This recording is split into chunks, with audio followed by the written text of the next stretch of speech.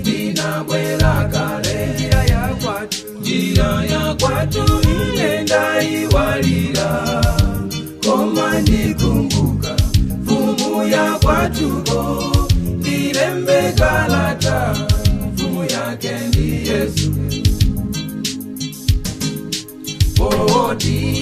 Ndinabwera kale njira ya kwatu ine ndaiwalira koma ndikumbuka mfumu ya kwatuko ndilembe kalata mfumu yake ndi Yesu.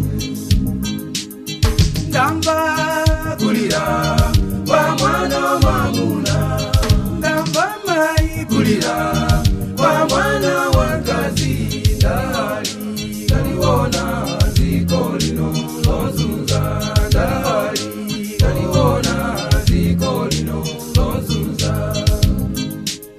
Ndamva kulira kwa mwana mwamuna, ndamva mai kulira kwa mwana wakazi, ndaliona ziko lino lozunza, ndaliona ziko lino lozunza.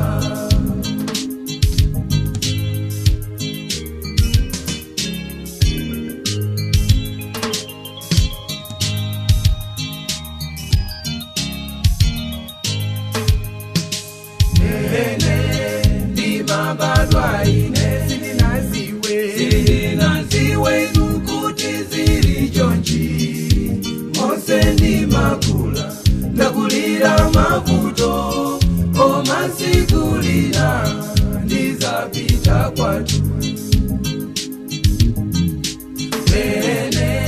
Ndimabadwa ine sindinaziwe nukuti zili chonchi, mose ndimakula ndakulira mavuto koma sikulira ndizapita kwatu. Ndamva kulira kwa mwana